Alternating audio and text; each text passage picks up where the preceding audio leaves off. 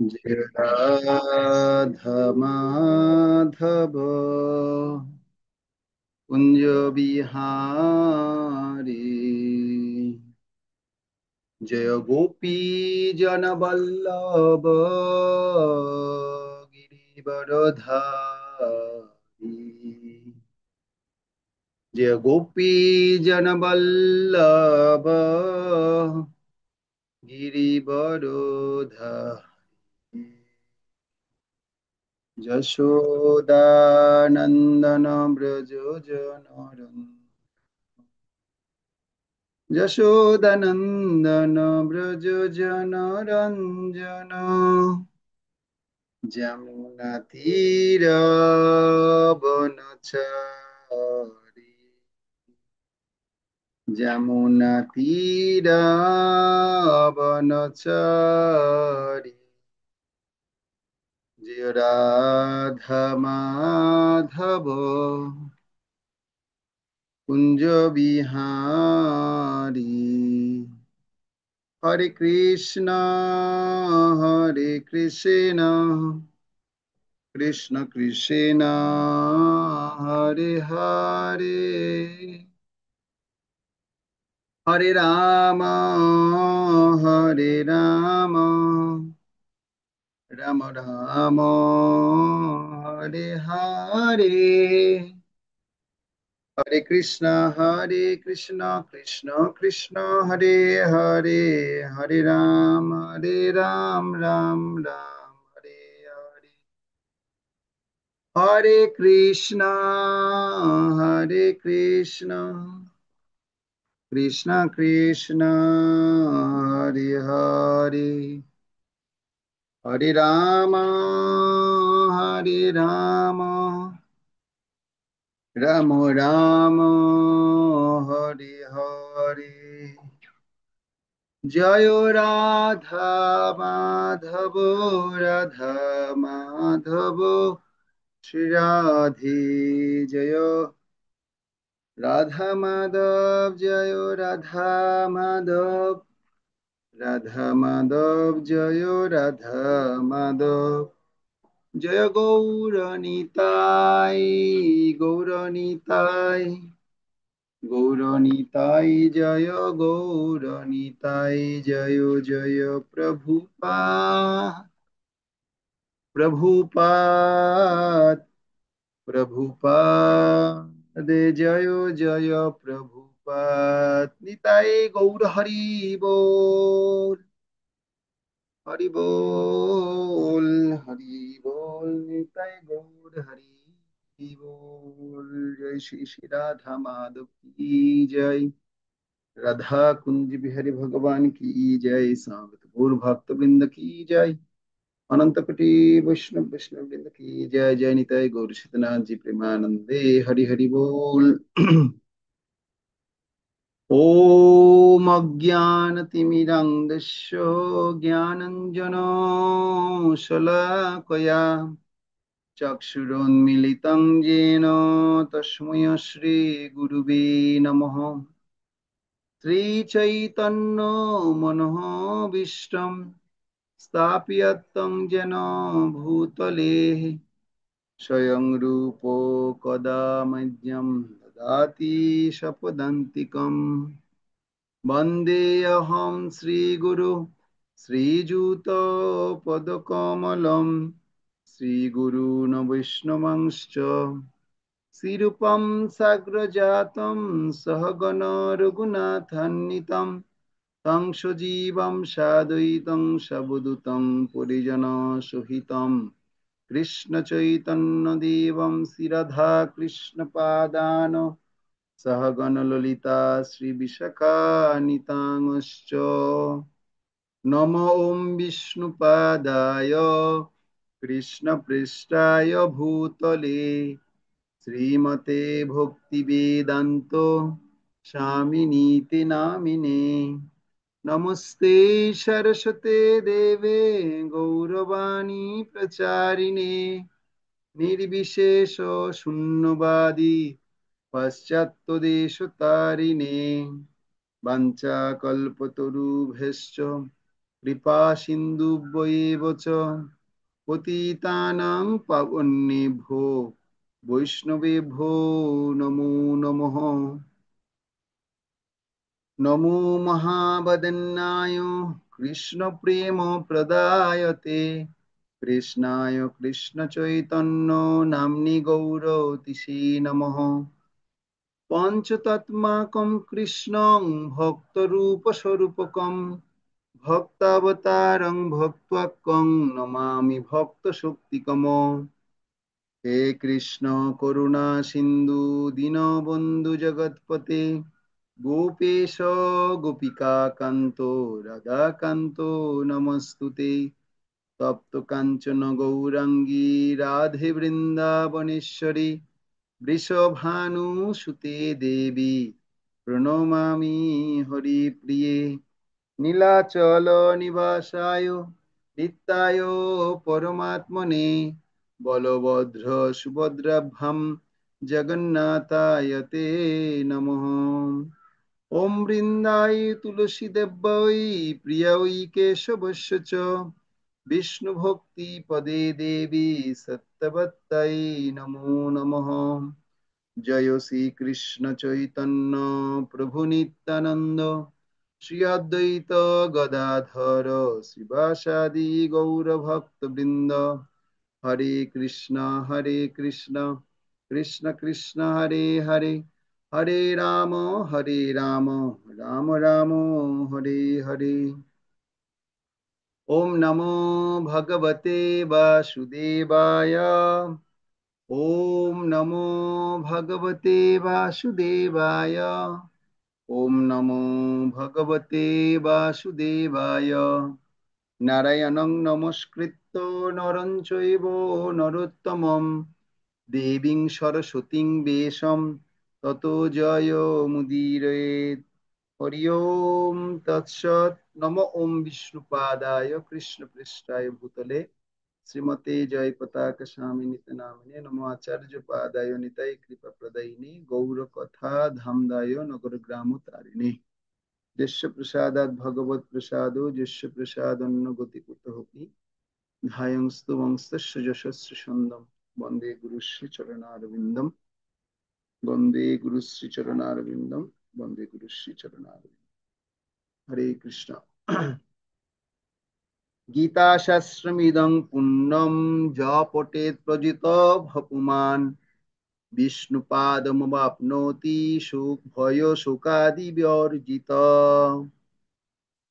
যে ব্যক্তি একাগ্রচিত্তে ভক্তি সহকারে সমস্ত পুণ্য দায়া প্রদায়িনী এই ভগবদ গীতা শাস্ত্র পাঠ করে সে ভয় ও শোকাদি বর্জিত হয়ে পরবর্তী জীবনে স্বয়ং ভগবান বিষ্ণুর পরম ধাম লাভ করে। হরে কৃষ্ণ।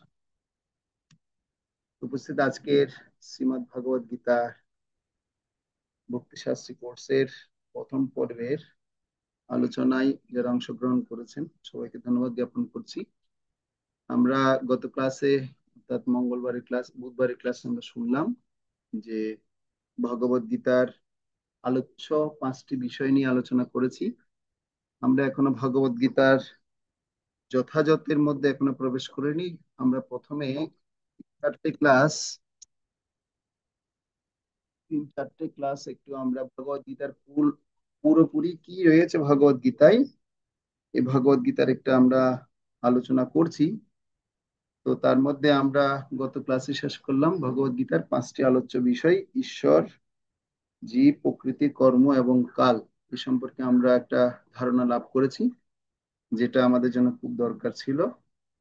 তো আমরা মোটামুটি একটা রূপরেখা লাভ করেছি যে ভগবদ গীতার ঈশ্বর বলতে কি বোঝানো হয়েছে, জীব বলতে কাদের কি বোঝানো হয়েছে, কি কার্যক্রম, কি বৈশিষ্ট্য এবং জীবের সাথে ভগবানের কি সম্পর্ক, জীব বলতে কাকে বোঝায় এ সম্পর্কে আমরা জেনেছি। প্রকৃতি মানে কি, কর্ম মানে কর্ম মানে কি এবং কাল মানে কি, এই সমস্ত বিষয়গুলো আমরা পুঙ্খানুপুঙ্খভাবে গত ক্লাসে একটা সংক্ষিপ্ত রূপরেখা সবাইকে প্রদান করেছি।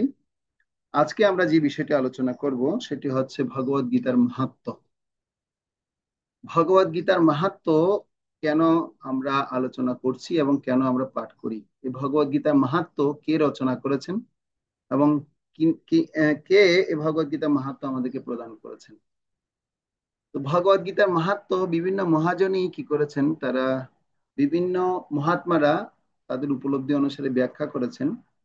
তবে মূলত আমরা যে মাহাত্ম্য আলোচনা করি বা পড়ি, সেই মাহাত্ম্য যিনি রচনা করেছেন তিনি হচ্ছেন শঙ্করাচার্য।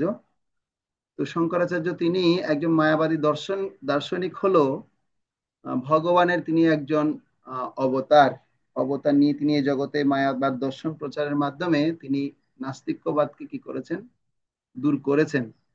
তো তিনি এই ভগবানের অস্তিত্ব স্বরূপ এই জগতে প্রকাশিত করার জন্য তিনি কি করেছেন, এই গীতার গুরুত্ব এবং গীতার আরোপ তিনি করেছেন।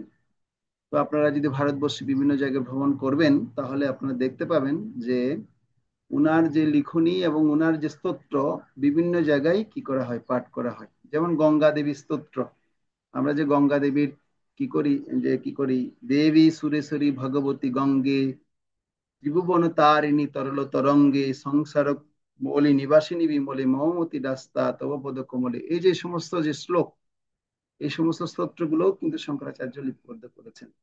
এবং আপনারা দেখবেন বিভিন্ন জায়গার যে আপনার স্তোত্র রয়েছে, যেগুলো কমন আমরা প্রার্থনা করি, আহ সেই সমস্ত স্তোত্রগুলো কিন্তু শঙ্করাচার্যের লিপিবদ্ধ রয়েছে। এই গীতা মাহাত্ম্য ঠিক সেম।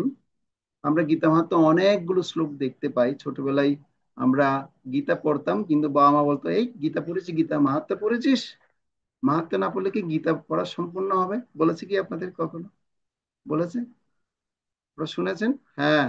আরে গীতা মাহাত্ম্য পড়তে হবে, পিছন দিকে পড়তে হবে, কিন্তু কেন পড়তে হয়, কেন এই ভগবদ গীতা মাহাত্ম্য রচনা করা হয়েছে, এগুলো তো আমাদের অত বেশি জানা নেই। তো গীতা মাহাত্ম্য প্রকৃতপক্ষে কেন আমরা করি? আসলে গীতা মাহাত্ম্য আমাদের, যাই গীতার মধ্যে যা শ্লোকে পড়ি তাই হচ্ছে গীতার মাহাত্ম্য, এক কথায়। তো এখন আমরা যারা বিশেষ করে যারা ফল ফল আকাঙ্ক্ষী, কর্ম করব তার ফলটা খুব আকাঙ্ক্ষা বাসনা নিয়ে আমরা এই জগতে থাকতে চাই। এই ফল আকাঙ্ক্ষী ব্যক্তিদের জন্য কি করেছেন এই সমস্ত মহাত্মারা, তারা এই ধরনের শাস্ত্রীয় শ্লোক আকারে কি করেছেন, এই গীতার নির্যাসটা তুলে ধরেছেন। কারণ এই জগতে মানুষ এত বেশি কর্মব্যস্ত, তারা নিজেদেরকে এই ধরনের শাস্ত্রীয় জ্ঞান উপলব্ধির মধ্যে তারা কি করেন না, নিজেদেরকে সমর্পণ করেন না। তারা কর্মটাকেই ধর্ম বলে প্রাধান্য দেন। এবং আমরা দেখতে পাচ্ছি প্রতিনিয়ত তাই করছে মানুষ, গীতা পড়ার প্রতি মানুষের মনোভাব নেই। সেজন্য শ্রীপাদ শঙ্করাচার্য তিনি কি করলেন, তিনি এমন একটা পন্থা উদ্ভাবন করলেন যেটার মাধ্যম দিয়ে তিনি এই সমস্ত স্তোত্রের মাধ্যম দিয়ে মানুষকে অনুপ্রেরণা জাগিয়েছেন। যেমন প্রথমে বলা হচ্ছে, যদি গীতা মাহাত্ম্য আপনারা খুলবেন, খুলে আপনারা দেখতে পারেন যে গীতা শাস্ত্র মিদং পুণ্যম য পটেত প্রযত পুমান বিষ্ণু পাদ মবাপনৌতি ভয় শোকা দিবার্জিত। যে ব্যক্তি একাগ্র চিত্তে ভক্তি সহকারে সমস্ত পুণ্য প্রদায়িনী এই গীতা শাস্ত্র পাঠ করে, সে ভয় শোকাদি বিবর্জিত হয়ে পরবর্তী জীবনে স্বয়ং ভগবান বিষ্ণুর পরম ধাম লাভ করে। তো তার মানে এই শ্লোকে কি বুঝতে পারছি আমরা, যে শোক মোহ ভয় থেকে মুক্তি যদি পেতে চাই তাহলে ভগবত গীতা পড়তেই হবে। তার মানে এখন মানুষ অনুপ্রেরণা পাচ্ছে, হ্যাঁ আসলে তো শোক মোহ ভয় থেকে মুক্তি পাবো, সেজন্য ভগবত গীতা আমার পড়তে হবে। সেজন্য সবাই কি করছে, এরপর এই অনুপ্রেরণা পেয়ে তারা প্রতিদিনই ভগবত গীতা অনুশীলন করছে। কিন্তু আসলে শুধুমাত্র মাহাত্মের এই শ্লোক পড়ে যে মানুষ মুক্তি পাবে তাই নয়। কেউ বলা হচ্ছে যদি এই 700 শ্লোকের মধ্যে যদি কে একটা শ্লোক নিজের জীবনে প্রয়োগ করতে পারে তাহলেও তিনি চিৎ জগৎ ভগবত ধাম বা ভগবানকে উপলব্ধি করতে পারবে। কিন্তু এই একটা শ্লোক যে আচরণ করে উপলব্ধি করে যে নিজের জীবন প্রয়োগ করব, ওই রকম তো মানুষের যোগ্যতা কমে গেছে। এখন তো ওইরকম যোগ্যতা নেই। সেজন্য আচার্যরা তারা এত সুন্দরভাবে এগুলো লিপিবদ্ধ করেছেন। তো দ্বিতীয় নম্বর শ্লোকে আমরা বলতে পারি যে গীতা অধ্যয়নশীলস্য প্রাণায়াম পরস্য চ নৈব সন্তি হি পাপানি পূর্বজন্ম কৃতানি চ। এর অর্থ হচ্ছে কেউ যদি আন্তরিকভাবে এবং অত্যন্ত গুরুত্ব সহকারে ভগবত গীতা পাঠ করে, তাহলে ভগবানের করুণায় তার অতীতের সমস্ত পাপ কর্মের ফল তাকে প্রভাবিত করে না।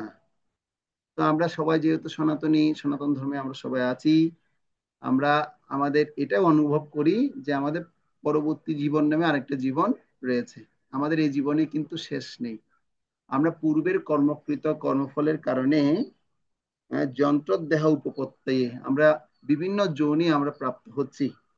তো সেজন্য এই শ্লোকের দ্বারা শ্রীপাদ শঙ্করাচার্য তিনি উল্লেখ করেছেন যে যদি কেউ কেউ যদি অত্যন্ত আন্তরিক ভাবে যদি ভগবত গীতার গুরুত্ব সহকারে যদি গীতা পাঠ করে, এই গীতাকে যদি গুরুত্ব সহকারে উপলব্ধি করতে পারে, তাহলে তিনি ভগবানের করুণায় অতীতের সমস্ত পাপ কি হয়ে যাবে, বিদরিত হয়ে যাবে।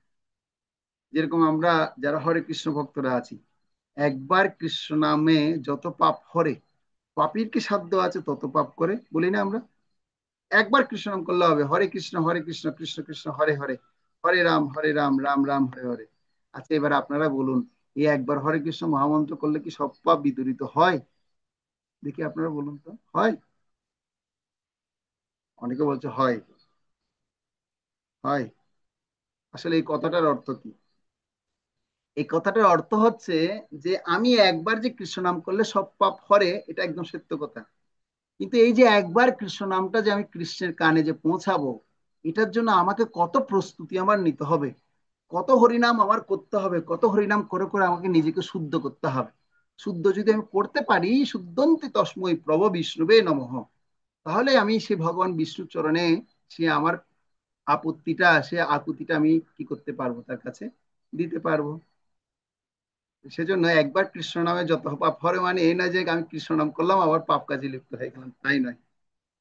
সেজন্য যিনি কৃষ্ণ নাম করছেন, তাকে সবসময় কি থাকতে হবে, সাবধান থাকতে হবে যে আসলে আমার দ্বারা কি আবার হরিনামও করছি, আবার কি আবার অন্য রকমের পুণ্য কর্মের দ্বারা আকৃষ্ট হয়ে যাচ্ছি, না আমি কি আবার এই জড়জগতের যে বিভিন্ন কার্যক্রম রয়েছে সেই কার্যক্রমের প্রতি অত্যন্ত আসক্ত হয়ে এই কৃষ্ণ নামের গুরুত্বকে হারিয়ে ফেলছি।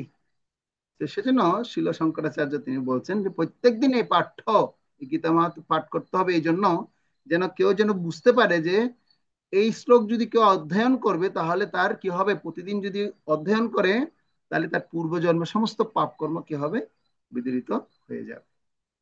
এবার 3 নম্বর শ্লোকে গুরুত্ব আরোপ করে বলা হচ্ছে, মলিনে মোচনং পুংসং জল স্নানম দিনে দিনে সকৃত গীতামৃত স্নানম সংসার মলনাশনম।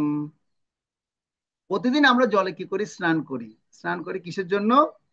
নিজেকে পরিষ্কার পরিচ্ছন্ন করার জন্য।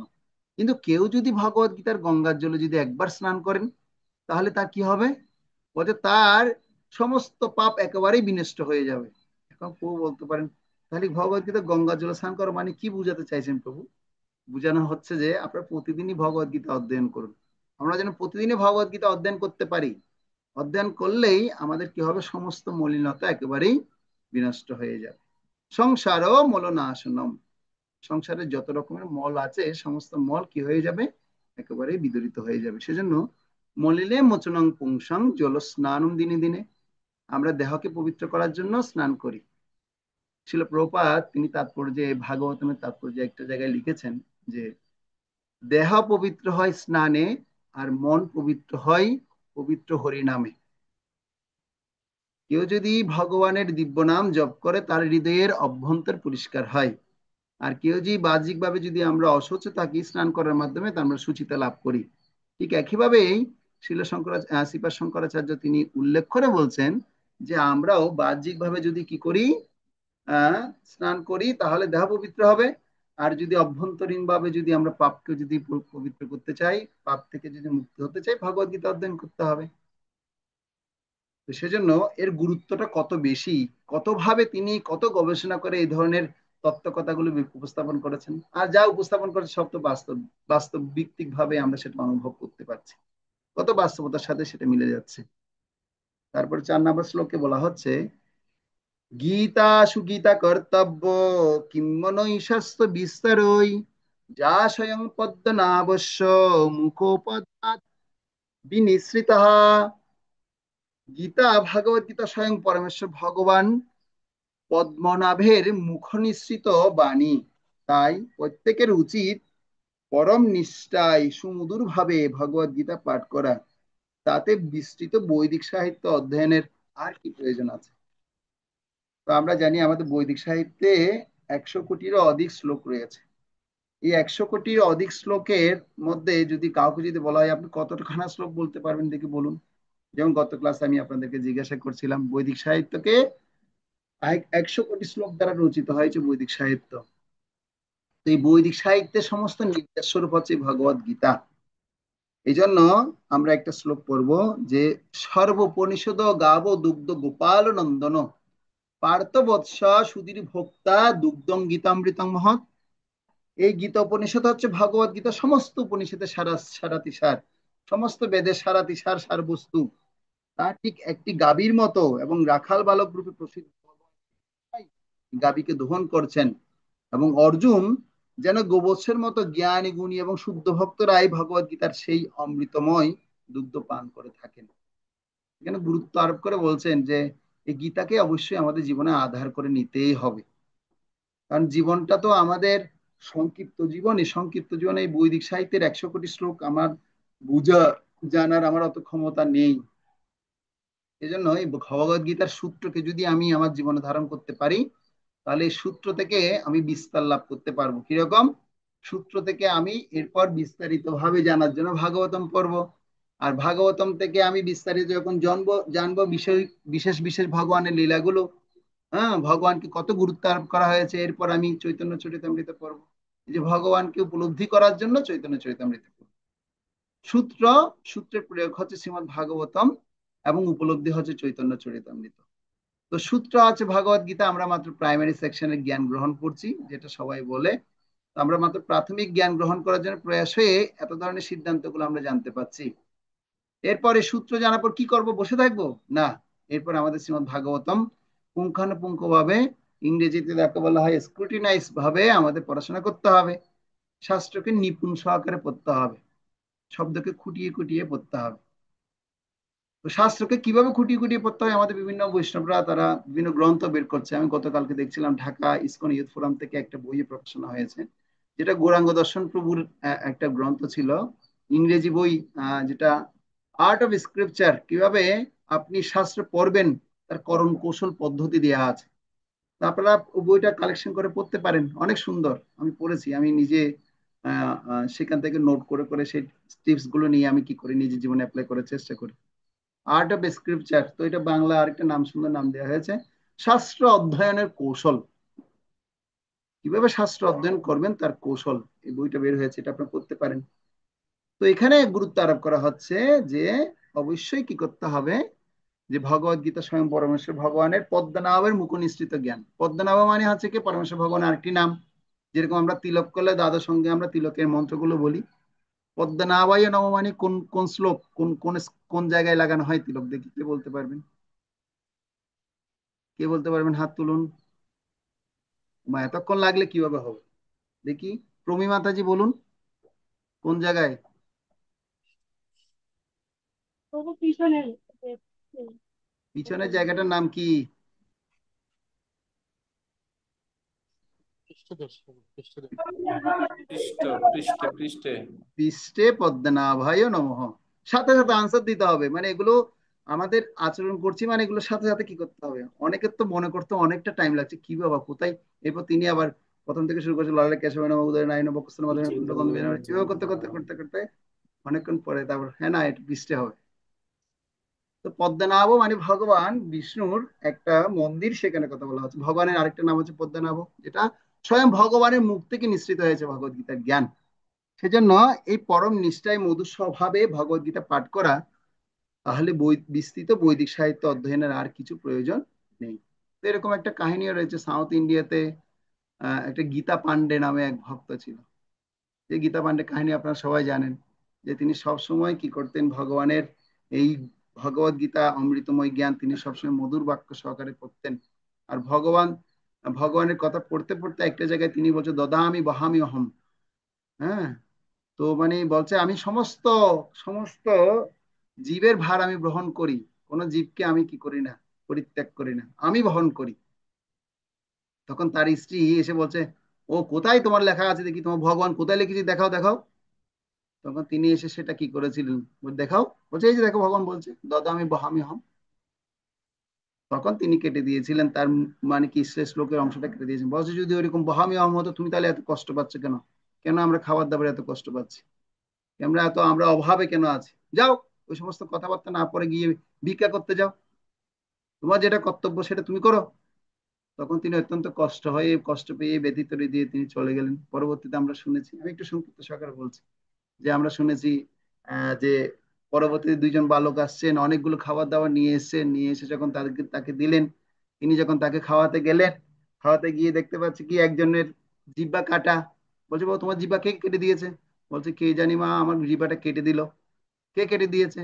পরবর্তীতে সে দুজন বালক অপ্রকট হওয়ার পর তার স্বামী গীতা পান্ডে যখন আসছেন, এসে দেখছেন যে অনেকগুলো মানে খাদ্যশস্য, অনেকগুলো খাবার দাবার। বলছে, এগুলো কোথা থেকে আসছে? বলছে, না, তুমি বের হওয়ার পর পরই দুটো ছেলে আসছে, একটা সাদা ছেলে, একটা কালো ছেলে, এসে তারা আমার জন্য আমাদেরকে এগুলো দিয়ে গেছে। আমি তো মনে করি যে তুমি এগুলো সব পাঠিয়েছো। বলছে, না তো, আমি পাঠাইনি। বলছে, কিন্তু জানো একটা দুঃখের কথা, ওদেরকে যখন খেতে দিয়েছি, ওই কালো ছেলেটার না কে একটা জিব্বাটা জানি পুরোটা কাটা। তখন সাথে সাথে গীতা পান্ডা ধরতে পেরেছে, বুঝতে পেরেছে। হাই হাই, তুমি কি কথা বললে, তুমি জিব্বাটা কাটা মানে কে কেটে দিয়েছে বল, জিজ্ঞেস করেছো? বলছে, হ্যাঁ জিজ্ঞাসা করলাম, কিন্তু তিনি এসে বলছেন কে যেন কেটে দিয়েছে, কিন্তু কে কেটেছে সে বলতে পারেনি। বলছে, সেটা তুমি কেটে দিয়েছো? কি কথা বলছো? বলছে, ভগবান স্বয়ং তোমার জন্য খাবার দাবার নিয়ে এসছে, আর তুমি সেটা বুঝতে পারোনি। আর কালো ছেলেটা মানে কৃষ্ণ স্বয়ং এসছে, আর সাদা ছেলেটা মানে বলরাম স্বয়ং এসছে, তোমার গৃহে আসছে, কিন্তু তুমি সেটা বুঝতে পারোনি। তুমি যে তার ভগবানের কথা, এবং ভগবান হচ্ছে অভিন্ন, তুমি যে তার কথাকে কি করলে, এইভাবে কেটে দিলে, তো সেটা তো তোমার কি হয়েছে দেখো। তুমি স্বয়ং মুখের ভগবানের মুখকে তুমি কি কেটে কেটে দিয়েছো, জিহ্বাকে তুমি কেটে দিয়েছো। এটা গুরুত্ব আরোপ করা হচ্ছে যে ভগবত গীতা স্বয়ং ভগবান কি করেছেন, তিনি তার মুখনিসৃত জ্ঞান, সেজন্য ভগবানের বাক্য ভগবান থেকে অভিন্ন। সেজন্য ভগবানের বাক্য আমরা যত হৃদয় সহকারে গ্রহণ করব, তত আমরা ভগবানকে উপলব্ধি করতে পারবো। এটা কারা বুঝতে পারবে? যারা এভাবে প্রতিদিন নিত্যভাবে ভগবত গীতা অধ্যয়ন করবে, তারাই এর গুরুত্বটা বুঝতে পারবে। অন্যরা পারবে না, কিন্তু সবাই পারবে না, সবার জন্য নয়। সবাইকে উপলব্ধি করতে দিবে না ভগবান। মনুষ্যানাম সহস্রেষু কশ্চিৎ জাততি সিদ্ধায়। হাজার হাজার মানুষের মধ্যে কে কদাচিৎ কেউ একজনই ভগবত গীতার জ্ঞানকে উপলব্ধি করতে পারবে। আমরা সবাই তো কৃষ্ণ ভাবনাময় হচ্ছি, কতজন আন্তরিক কৃষ্ণ ভাবনামৃত হচ্ছি, কতজন আন্তরিকভাবে কৃষ্ণকে ভক্তি অনুশীলন করছি, এগুলো আমাদের গুরুত্ব আরোপ করা হচ্ছে। এগুলো আমাদের বুঝতে হবে। তো এই সমস্ত আচার্যরা আমাদেরকে দিয়ে গেছেন সিদ্ধান্ত, সেই সিদ্ধান্ত জানহ চিত্তে না করহ অলস। অলসতা একদম করা যাবে না। যা সিদ্ধান্ত দিয়েছে এগুলো আমাদের ধরতে হবে, সে প্রতিদিনই পাঠ করা উচিত ভগবত গীতা। তো আমি তো করি কি, আমি আমাদের মন্দিরে যে থাকি, তো মন্দিরে আমাদের কিছু কিছু ভক্ত আছে, তারা প্রতিদিনই ভগবত গীতার ধ্যান করে, প্রতিদিনই কমপক্ষে আটটা চ্যাপ্টার পড়ে।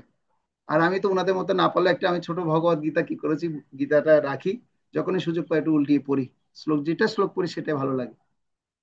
ঠিক আছে? তো ছোট ছোট ভগবত গীতা পাওয়া যায়, শ্লোক অধ্যয়ন করলে, শ্লোক পড়লেও অনেক বেশি মঙ্গল আমরা করতে পারি।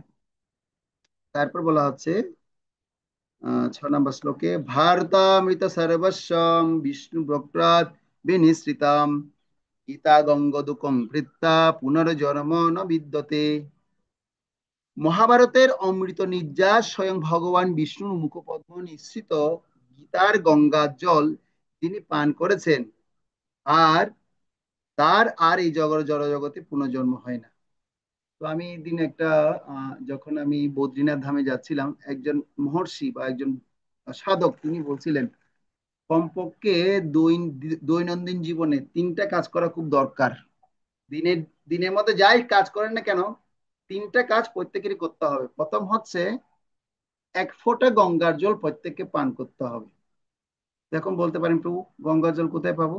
এই যে আচমন পাত্রে আমরা যে জল তৈরি করি, সেখানেও যদি গঙ্গা দেবীর মন্ত্র বলে, বা সমস্ত সপ্ত নদীকে আহ্বান করে যে মন্ত্রটা বলি, ওম গঙ্গে চ যমুনা চৈব গোদাবরী সরস্বতী নর্মদে সিন্ধু কাবেরী জলহস্মিম সন্নিধিম কুরু, এই বলে মন্ত্র উচ্চারণ করে যে জল বানানো হয়, প্রতিদিন 1 ফোঁটা জল পান করা উচিত প্রথম। দ্বিতীয় হচ্ছে দ্বিতীয় হচ্ছে প্রত্যেক দিন কমপক্ষে একটা শ্লোক, ভগবত গীতার একটা শ্লোক হলো অধ্যয়ন করা উচিত। আর তৃতীয়ত হচ্ছে ভগবানের দিব্য নাম জপ করা উচিত। কটা কাজ করতে বললো? প্রতিদিন গঙ্গার 1 ফোঁটা জল পান করা, প্রতিদিন ভগবত গীতার একটা শ্লোক অধ্যয়ন করা, আর প্রতিদিন ভগবানের দিব্য নাম জপ করা। কেউ যদি এই তিনটা কাজ করতে পারে, বলছে তার ভগবত ধাম নিশ্চিত। তো আমার কথাটা শুনে অত্যন্ত আকর্ষণ লাগলো। এরপর থেকে আমি অনুশীলন করার প্রয়াস করি, কিন্তু সবসময় আবার কি হয় না, ভুলে যাই। এত কর্মব্যস্ত থাকি আমরা, সবসময় এই তিনটা বিষয় করা হয় না। অনেক সময় আচমন করে নিই, কিন্তু এক ঢুকুর খেয়ে নিতে মনে থাকে না, করে তাড়াতাড়ি কিভাবে শেষ করি সেটা চিন্তা হয়।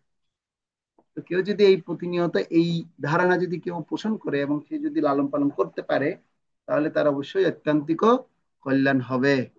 এটা হচ্ছে নিয়ম। ঘুম আসলে দাঁড়িয়ে যেতে হবে, কেমন? থিওরি ক্লাস তো, এই জন্য একটু প্রথম প্রথম ঘুম আসছে। হরে কৃষ্ণ, সবাই বলুন হরে কৃষ্ণ, হরে আরে কৃষ্ণ, কৃষ্ণ কৃষ্ণ হরে হরে, হরে রাম রাম রাম হরে হরে। সকালবেলা ভোরের টাইম, ঘুমাবেন না, চোখে একটু জল দিয়ে আসুন, ঠিক আছে? এ হচ্ছে ভিডিও অন করে থাকার প্রশ্ন সুফল। ঘুমালে আমরা ডেকে দিব, হ্যাঁ। একটা প্রশ্ন করি। প্রবী মাতাজি, কি প্রশ্ন? প্রভু, যে আমরা যে যখন আচমন করি তখন তো আচমনের জল পান করি, এই জলটাই কি হবে নাকি আলাদা অন্য একটু জলের পানি? আলাদা একটু খেলতে ভালো। যত গঙ্গার জল খেতে পারবো তত মঙ্গল। গঙ্গায় না, যদি এমনি কখনো তো যান। আচমনের সময় তো যেমন ধরেন জল পানি করি, আচমন যখন করি তখন। হুম, ঠিক আছে। কিন্তু পান করে যেন ঢুকুর গিলে যেন ভিতরে যেন ঢুকে পেটে, যেন মনে হচ্ছে এটা গঙ্গা আপনার হৃদয়ের মধ্যে প্রকাশিত হয়ে হৃদয়কে পবিত্র করছে, এটা অনুভব করতে হবে। ঠিক আছে, এই অনুভূতিটা করতে হবে। তো এরপরে আমরা তাহলে বুঝতে পারছি যে এটা হচ্ছে কিসের, গঙ্গার জল যিনি পান করেছেন, আর তার আর এই জড়জগতে পুনর্জন্ম হয় না। তো ভগবদ গীতার জ্ঞানটাকে গঙ্গার জলের সাথে তুলনা করা হচ্ছে। গঙ্গা তো আমরা কোথায় পাবো ঠিক নেই। তো অন্ততপক্ষে আমরা প্রতিদিন যদি ভগবদ গীতার শ্লোক পড়ি, তাহলে আমরা গঙ্গার জলে স্নান করার মতো আমাদের পরিস্থিতি হবে। যারা বাংলাদেশে রয়েছেন তারা তো গঙ্গা দেবীকে কাছে পাচ্ছেন না। পদ্মা নদী আছে, অনেক পদ্মা কাছাকাছি থাকে। হ্যাঁ, পদ্মা আবার গঙ্গার সাথে কি করা আছে, মিলনস্থল আছে। আর যদি কখনো আপনাদের সৌভাগ্য হয়, আপনারা গঙ্গা দেবীর উৎপত্তি উৎপত্তি স্থল দেখে আসবেন। গঙ্গেত্রী, যমুনেত্রী, কেদারনাথ, বদ্রীনাথ, এই সমস্ত ধাম ভবিষ্যতে যাবেন, এখন না, ভবিষ্যতে যাবেন, গিয়ে একবার দর্শন করে আসবেন। ভালো লাগবে। তো এখন এই বিষয়টা গুরুত্ব দেওয়া হচ্ছে যে ভগবত গীতাকে ভগবত পবিত্র গঙ্গার জলের সাথে তুলনা করে। শুধু পবিত্র গঙ্গার জল নয়, সর্বতীর্থের সার বস্তু হিসেবেও ভগবত গীতাকে তুলনা করা হচ্ছে। কিভাবে বলা হচ্ছে সেটা আমরা এখন পড়বো। সর্বোপনিষদ গাব দুগ্ধ গোপাল নন্দন, পার্থবৎস সুধীর ভোক্তা, দুগ্ধং গীতামৃতং মহৎ। এই গীতা উপনিষদ ভগবত গীতা সমস্ত উপনিষদের সারাতি সার, এবং তার ঠিক একটি গাভীর মতো। এবং রাখাল বালক রূপে প্রসিদ্ধ ভগবান শ্রীকৃষ্ণ এই গাভীকে দহন করছেন। অর্জুন যেন গোবৎসের মতো জ্ঞানগুণী বা শুদ্ধ ভক্তেরা ভগবত গীতার সেই অমৃতময় দুগ্ধ পান করে থাকেন। এই কথার অর্থ কি? তো এই কথা আমি একটু আগে বুঝালাম, যে সমস্ত বৈদিক সাহিত্যে যত শাস্ত্র আছে, যত উপনিষদ আছে, যত বেদাঙ্গ আছে, উপাঙ্গ বেদ আছে, যত কি আছে আপনার পুরাণ আছে, ঠিক আছে, সমস্ত শাস্ত্রের সার নির্যাস আছে ভগবত গীতা। গীতা যদি আপনি পড়েন, সমস্ত সিদ্ধান্ত আপনি খুঁজে পাবেন। উপনিষদের কি শিক্ষার সিদ্ধান্ত, পুরাণের কি শিক্ষার সিদ্ধান্ত, বেদের কি শিক্ষার সিদ্ধান্ত, সব সারবস্তু আমরা পাবো। ভগবত গীতা একটা শ্লোক আছে, আপনারা দেখবেন যে 15 অধ্যায় 15 নম্বর শ্লোক। কেউ কি পারেন মুখস্থ এই শ্লোকটা? 15 অধ্যায়ের 15 নম্বর শ্লোক। কারো জানা আছে শ্লোক, মুখস্থ আছে কারো?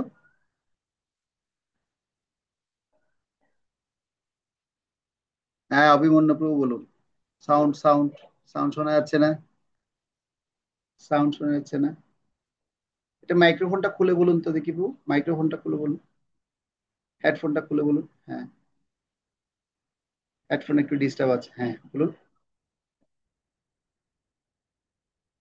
শোনা যাচ্ছে না গো প্রভু, ও হেডফোনটা খুলে বলুন প্রভু, অমাইক দিয়ে বলুন, অমাইক দিয়ে।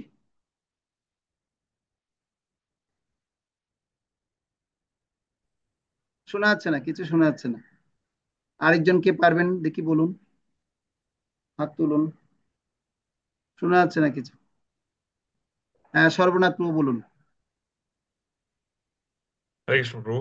হ্যাঁ। ভগবদ্গীতার যথাযথ অধ্যায় 15, আম, পুরুষোত্তম যোগ, শ্লোক নম্বর 15।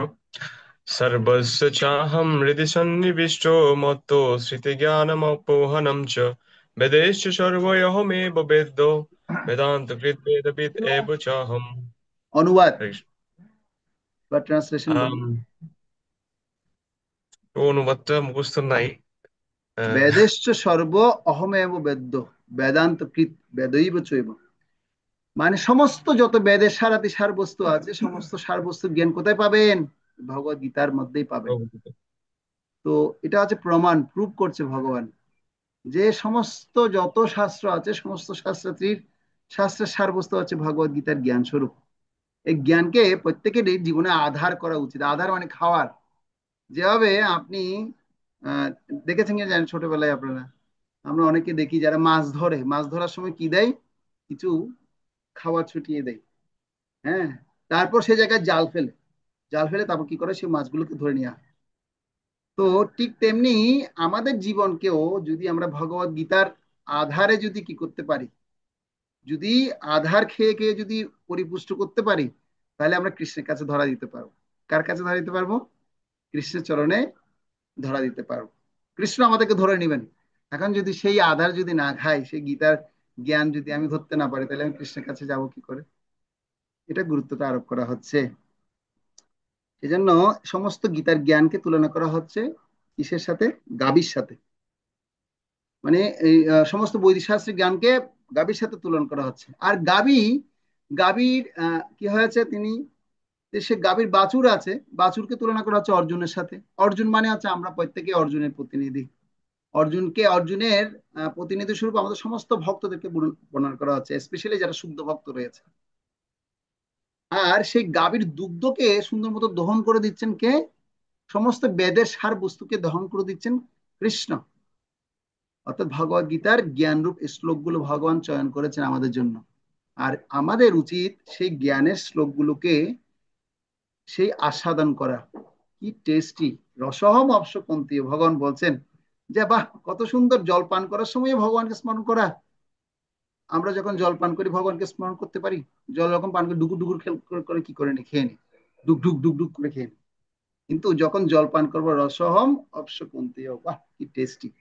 ওয়াও! তো সেভাবে প্রতিটি, যখন সূর্য দেখবো, হায় হায়, এটা তো সূর্য তো হচ্ছে ভগবানের চোখ।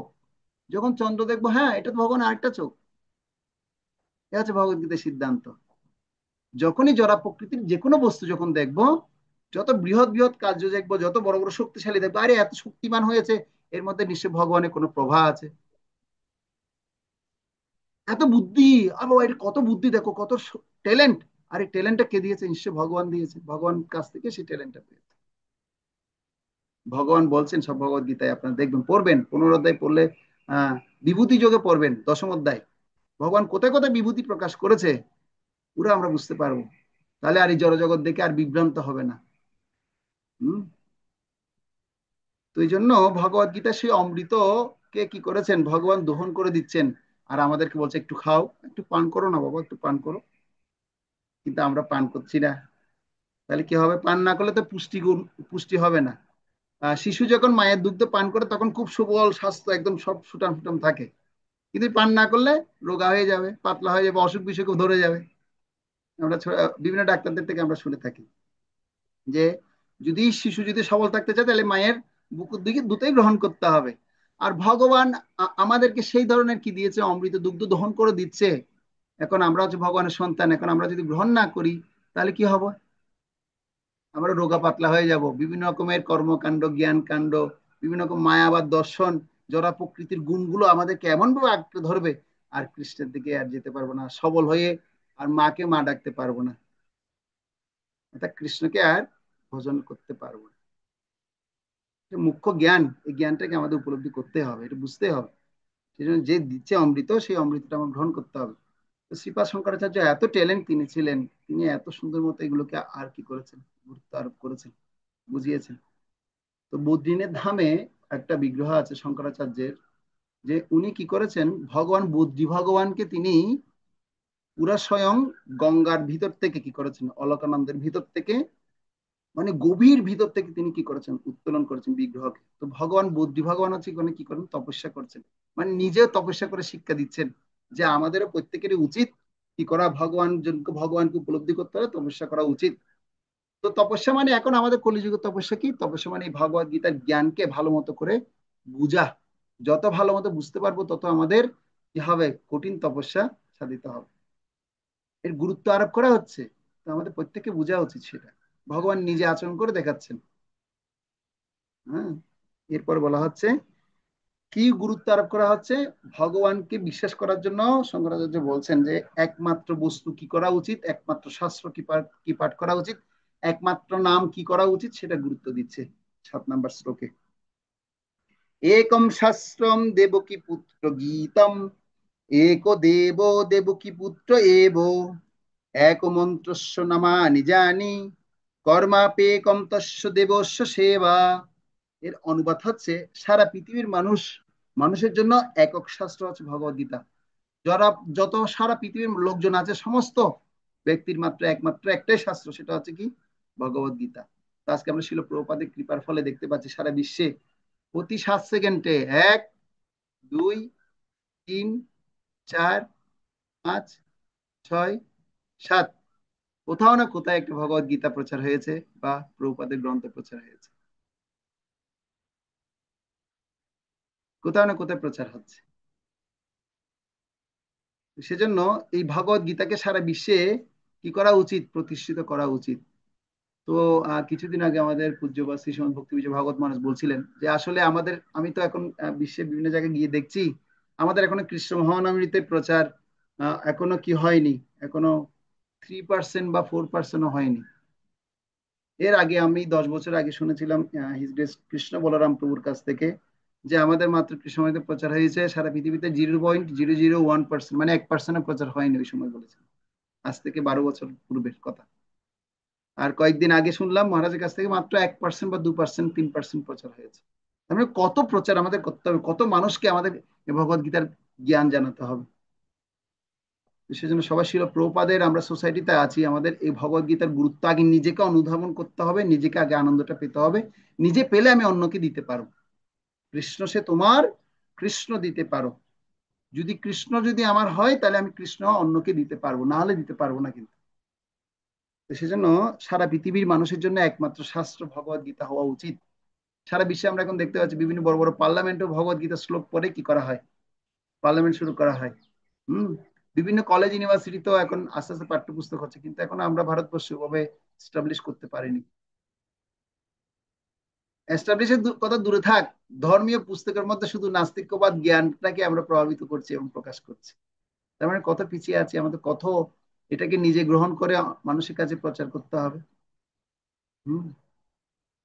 তো সেটা আমাদের খেয়াল রাখতে হবে। এবং সমগ্র বিশ্ব চরাচরের একক ভগবান হলেন ভগবান শ্রীকৃষ্ণ। কৃষ্ণস্তু ভগবান স্বয়ং, ভগবানই একমাত্র আছেন কৃষ্ণ, আর কেউ কৃষ্ণ হতে পারে না, আর কেউ ভগবান নয়। সেজন্য বলা হচ্ছে একমাত্র বিশ্ব চরাচরের ভগবান হলেন ভগবান শ্রীকৃষ্ণ। ছিল প্রভুপাদকে একদিন প্রশ্ন করছিলেন, প্রভুপাদ আহ আপনি কৃষ্ণ নামটা এত মানে কি করে বোল করে মানে নির্ধারিত করে দিলেন কেন? যিনি গড হবেন তিনি ভগবান নাম দিলে তো হয়ে যেত। আর আপনার এই সোসাইটির নাম যদি আপনি কৃষ্ণ কনসিয়াসনেস না দিয়ে যদি গড কনসিয়াসনেস দিতেন অনেক বেশি ভালো হতো। প্রভুপাদ বলছে গড কথাটার মধ্যে কি নেই? পরিপূর্ণতা নেই, কিন্তু কৃষ্ণ কথাটার মধ্যে সম্পূর্ণতা আছে, পরিপূর্ণতা আছে। সেজন্য এই কৃষ্ণ কথাটা হচ্ছে স্বয়ং সম্পূর্ণ, এখানে কোনো মানে কি নেই, বিভ্রান্তি নেই। সেজন্য প্রত্যেকের উচিত হচ্ছে এই কৃষ্ণ কথাটাকে অনুধাবন করা, বুঝা, আস্বাদন করা। সেজন্য আমি আমার সোসাইটির নাম দিয়েছি কৃষ্ণ কনসিয়াসনেস, যেন মানুষ যেন গড সম্পর্কে যেন বিভ্রান্তি না হয়। গড থেকে গড হচ্ছে কৃষ্ণ, কৃষ্ণ হচ্ছে একমাত্র ভগবান। সেজন্য একক মন্ত্র, একক প্রার্থনা, একক স্তোত্র হচ্ছে তার নাম কীর্তন। কি নাম?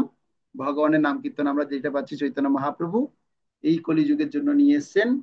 চারি যুগে চারি ধর্ম জীবের কারণ, কলিযুগে নাম হয় নাম সংকীর্তন। কলিযুগে ধর্ম হয় নাম সংকীর্তন। একমাত্র কলিযুগে নামযজ্ঞ সার, আর কোন ধর্মে নাহি হয় পার। হরে কৃষ্ণ কৃষ্ণ কৃষ্ণ হরে হরে, হরে রাম রাম রাম হরে হরে। এ হচ্ছে মহামন্ত্র। এই মহামন্ত্র হচ্ছে একমাত্র আমাদের কলিযুগের মহামন্ত্র। একমাত্র নাম কীর্তন করা, ভগবানের নাম কীর্তন হচ্ছে মহামন্ত্র। সমস্ত মানুষের একটি বৃত্তি পরম পুরুষোত্তম ভগবান শ্রীকৃষ্ণের সেবা করা। যারা আমরা ভগবান শ্রীকৃষ্ণের সেবা করছি, শ্রীকৃষ্ণ ভক্ত হয়েছি। ভক্ত মানে সেবক। ভক্ত শব্দটি সংজ্ঞা পরিপূর্ণতা লাভ করে। ভক্ত শব্দের অর্থ হচ্ছে সেবা করা। সেবা করবেন, কি সেবা করবেন? কৃষ্ণের সেবা করবেন, কৃষ্ণ ভক্তের সেবা করবেন, কৃষ্ণের সোসাইটির জন্য সেবা করবেন। এটা হচ্ছে ভক্তের গুণ। ভক্তের গুণ হচ্ছে কি? তিনি হচ্ছেন সেবক। সেব্য হচ্ছে কি? ভগবান। আর সেবা হচ্ছে কৃষ্ণের সেবা। সেবক, সেব্য, সেবা, তিনটা বিষয় আছে না? সেবক, সেব্য, সেবা। সেবক হচ্ছে কি? কৃষ্ণের ভক্ত। কার সেবা করবে? সেব্যকে। কাকে সেবা করবে? কৃষ্ণকে। আর কার সেবা করবে? কৃষ্ণের সেবা করবে। বিভিন্ন রকমের সেবা।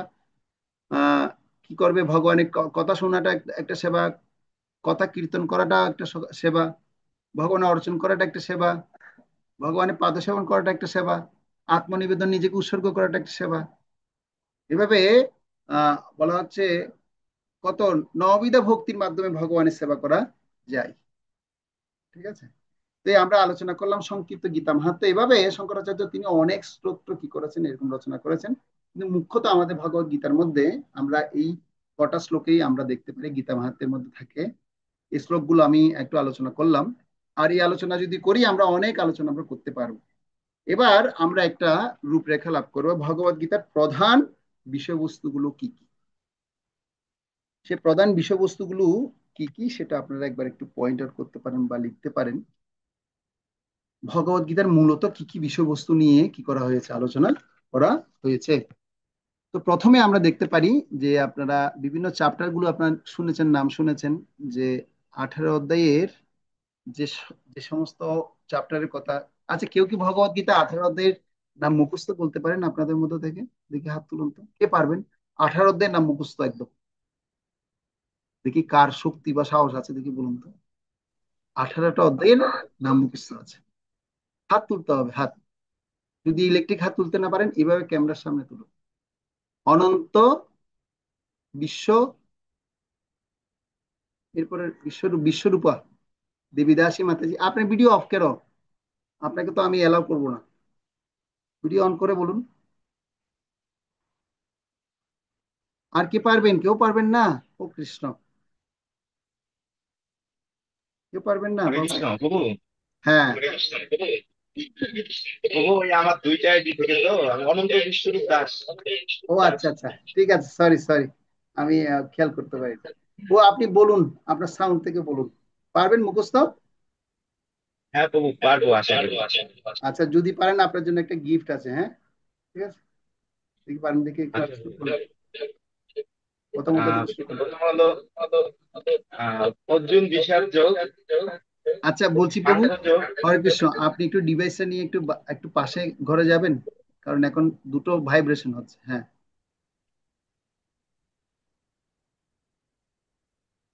যাও যাও।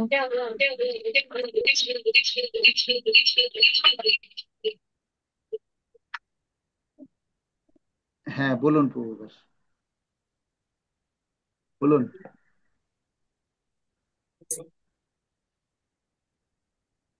বলুন প্রভু, ঠিক আছে বলুন। অনন্ত বিশ্বরূপ প্রভু।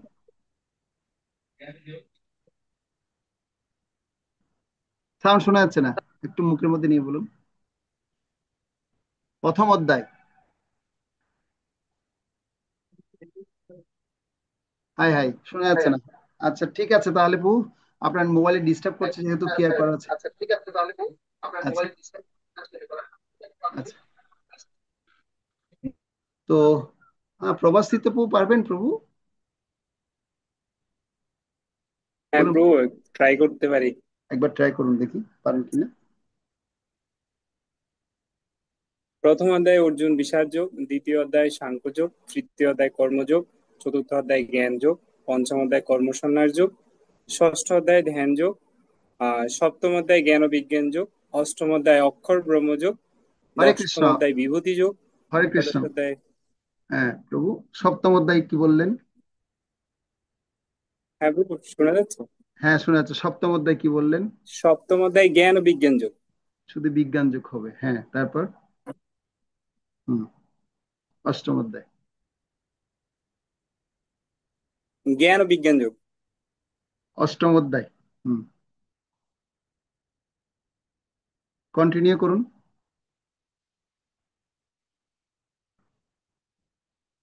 কেটে গেছে, ওনার নেট কেটে গেছে। আচ্ছা, পপি রানী মাতাজি, আপনি পারবেন নাকি?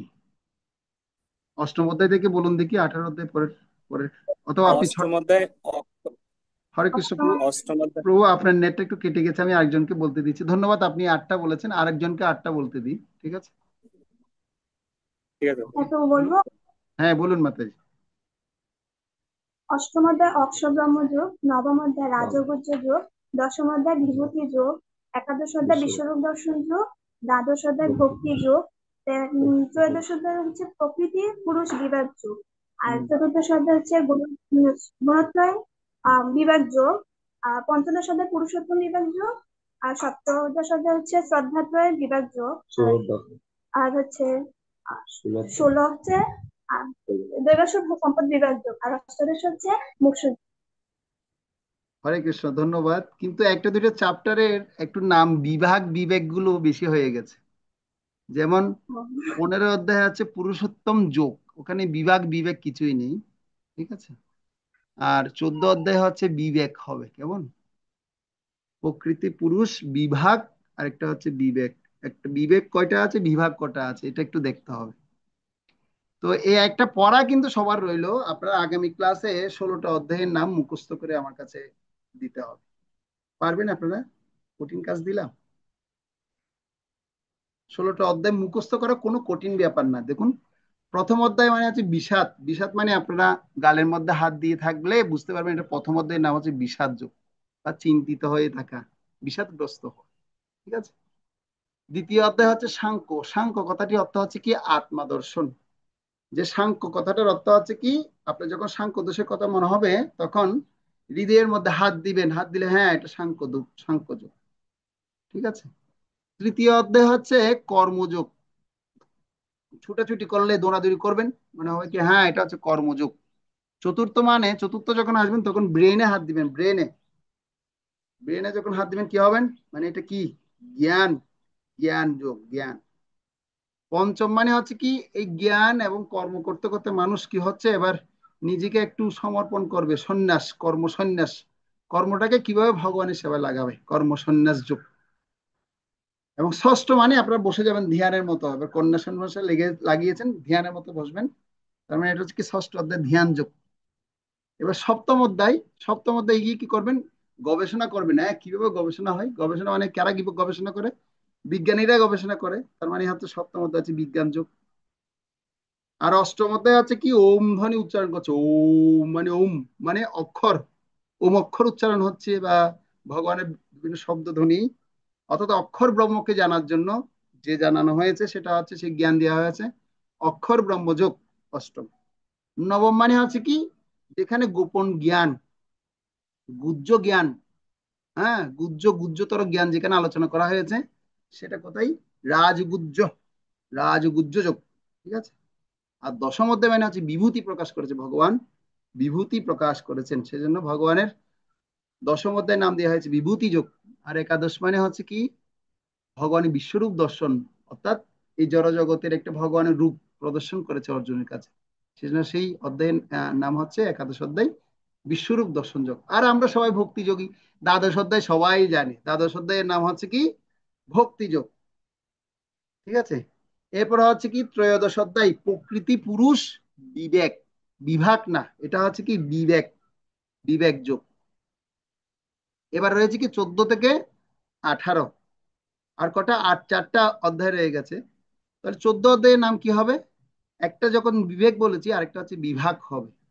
বিভাগ মানে কি, 14 অধ্যায়ের নাম হচ্ছে বিভাগ, মানে হচ্ছে ভাগ করা হয়েছে, কি কি ভাগ করা হয়েছে, দৈবাসুর সম্পদ বিভাগ ভাগ করা হয়েছে।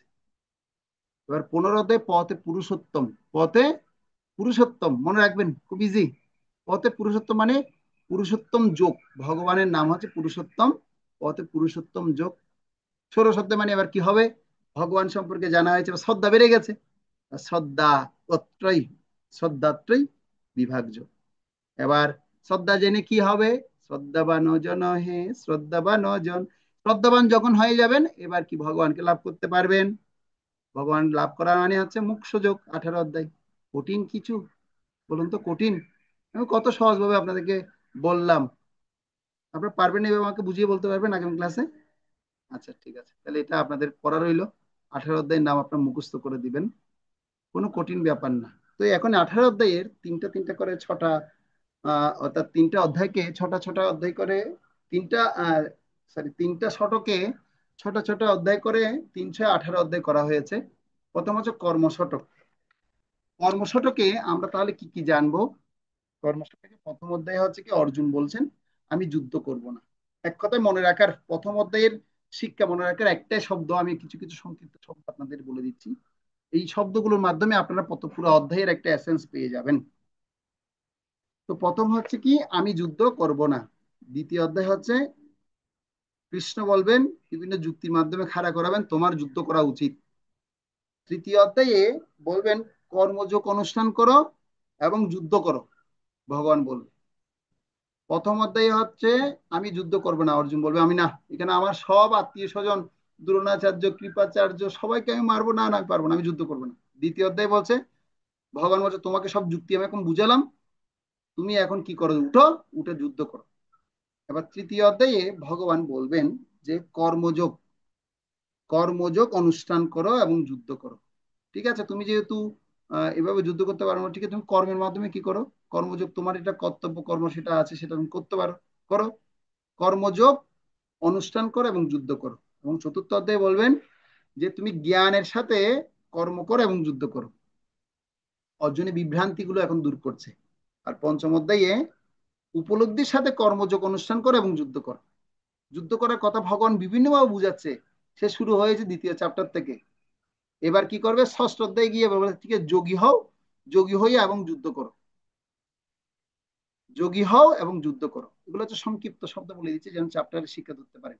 অনেকে হাসাহাসি করছেন, ক্লাস করছেন না হাসাহাসি করছেন, আমি দেখতে পাচ্ছি সব ভক্তদের, কিন্তু খুব মনোযোগ দিয়ে না শুনলে কিছু পরে কিন্তু বুঝতে পারবেন না, কি ভক্তি শাস্ত্রী কোর্স শেষ হয়ে যাবে, কিছুই ধরতে পারবেন না।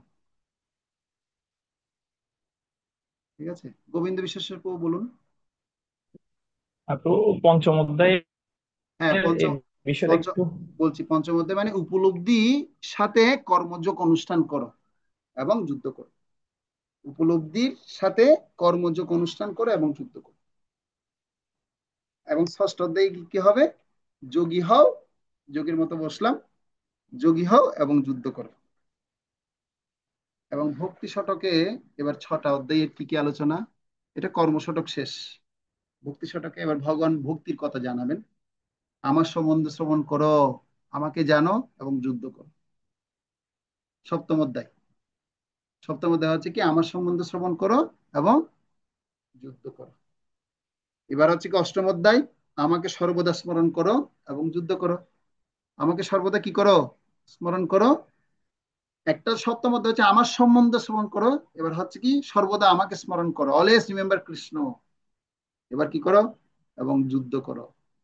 এটা হচ্ছে অষ্টম অধ্যায়। আর নবম অধ্যায় হচ্ছে কি, সর্বদা আমার মহিমা কীর্তন করো, সতত কীর্তন তোমাম যতন্তস্য ধীরব্রতা নমস্যন্তস্য মাম তুষ্যন্তি চ রমন্তি চ।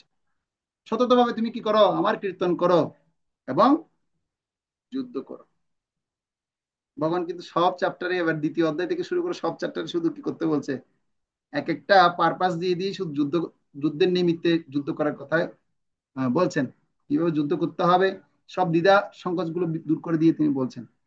এবার হচ্ছে দশম অধ্যায়ে গিয়ে আমার সকল ঐশ্বর্য সমূহ দর্শন করো এবং যুদ্ধ করো।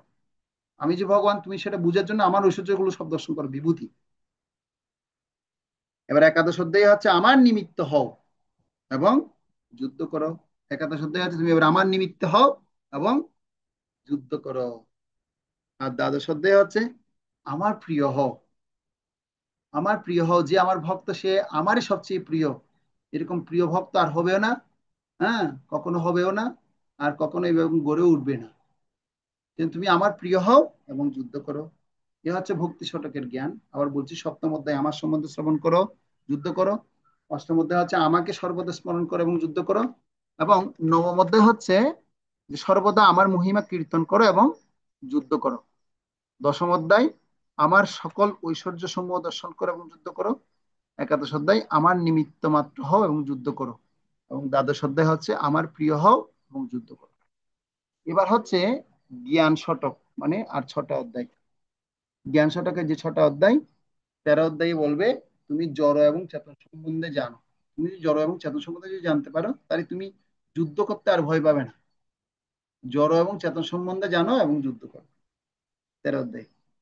14 অধ্যায় বলবে কি, গুণাতীত হও এবং গুণাদি উপলব্ধি করো, তাইলে তুমি আর যুদ্ধ করলে তোমার আর ক্ষতি হবে না, তুমি যুদ্ধ করো। ঠিক আছে।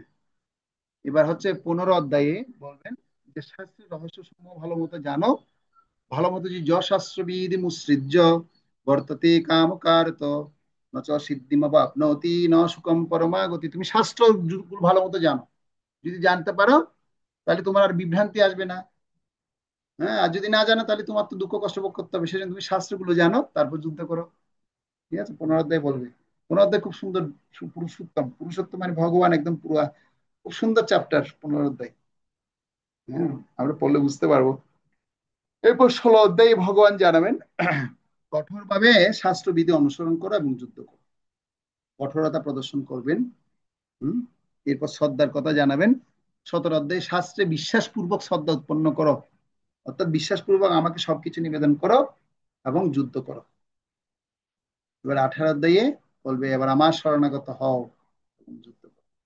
আবার বলছিস, জ্ঞান শতকরটা বলছি, 13 অধ্যায়ে জড় এবং চেতন সম্বন্ধে জানো এবং যুদ্ধ করো। 14 অধ্যায়ে গুণাতীত হও এবং গুণাদি উপলব্ধি করো ও যুদ্ধ গুণাদি উপলব্ধি করো এবং যুদ্ধ করো। 15 অধ্যায়ে হচ্ছে শাস্ত্র রহস্য সমূহ জানো এবং যুদ্ধ করো। আর 16 অধ্যায় হচ্ছে কঠোরভাবে শাস্ত্রবিধি অনুসরণ করো এবং যুদ্ধ করো। 17 অধ্যায় হচ্ছে শাস্ত্র বিশ্বাসপূর্বক আমাকে সবকিছু নিবেদন করো এবং যুদ্ধ করো। এবং 18 অধ্যায়ে আমার শরণাগত হও এবং যুদ্ধ করো। হরে কৃষ্ণ।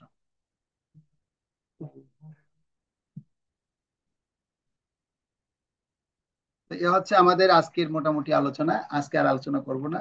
আজকে আমি এখন একটু ডাক্তারের কাছে যাব। তো আপনারা সবাই আমাকে আশীর্বাদ করবেন।